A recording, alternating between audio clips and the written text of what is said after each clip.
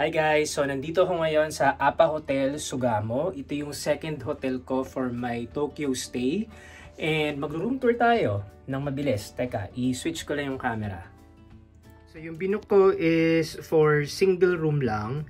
And I think the same lang naman to nung double room nila, no? Yun nga lang, isa lang yung allowed na guest. So maliit lang yung mga room sa Tokyo. So hindi siya specific sa Appa Hotel, Sugamo. Talagang maliliit ang mga rooms dito sa Tokyo in general. So ayan, nandito ako ngayon, nakatayo ko ngayon dito sa may pintuan. At eto na agad yung view ko. Ayan na yung kama, kitang-kita ko na yung halos kabuuan ng kwarto. So yung una kong papakita muna sa inyo yung pinaka bedroom. So ayan nga siya. This is a double size bed. Although single room lang yung binook ko. Meron ditong mga hangers, sabitan ng mga jackets. May full body mirror. May TV. Hindi ko pa sure kung may Netflix yan or YouTube.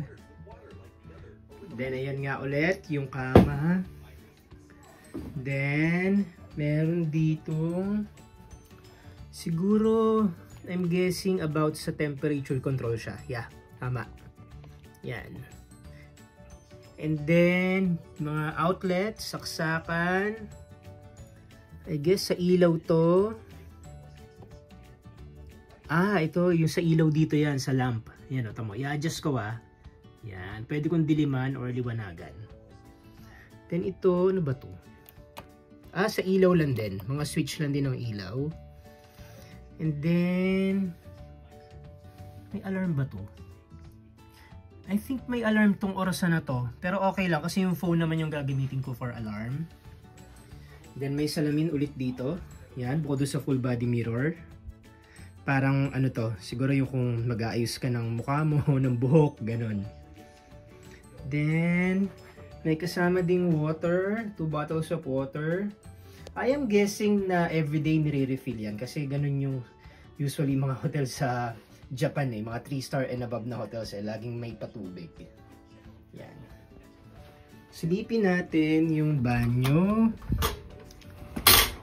Yan, maliit lang, siksik na siksik. Pero, modern na yung banyo. Ayan na siya. May mga pindutan na dito sa gilid. Yan. The usual na mga alam nating Japanese toilets. And, ito yung shower area. Yun yung shower. Na combine na din sa parang pinaka-bathtub. Yan.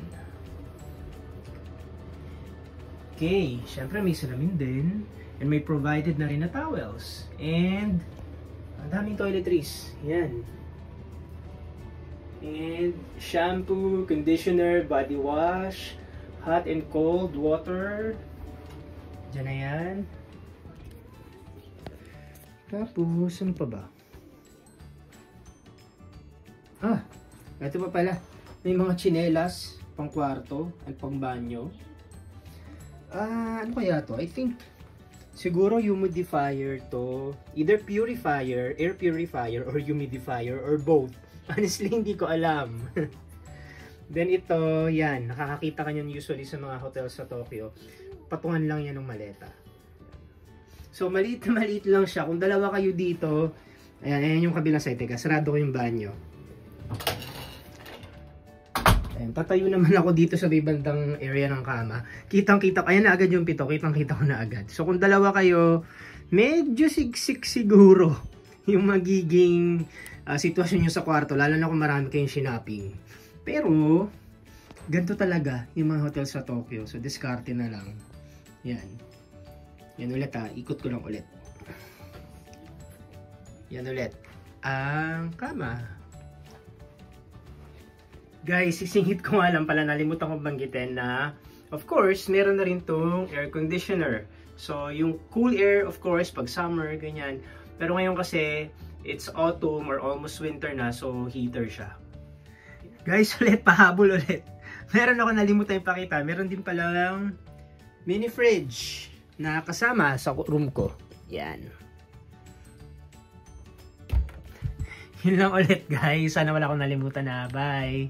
Mga besh, dadagdag ko lang pala, no? Kasi may nalimutan na naman ako. Meron din palang kasamang yukata. So, parang ano to, pantulog. Tapos, pwede mo ding suot to kung pupunta ka sa onsen nila sa rooftop. And then, sa mga girls natin na mahilig mag-ayos ng buhok, may blower na dito. So, you don't need to bring your own blower. Guys, ganito pala yung outfitan pag naka-yukata. Yan. So, isusot mo to pag matutulog ka na or kung papanik ka dun sa nabanggit ko na may onsen sa taas. So, ganito. Yan. Ganda, di ba?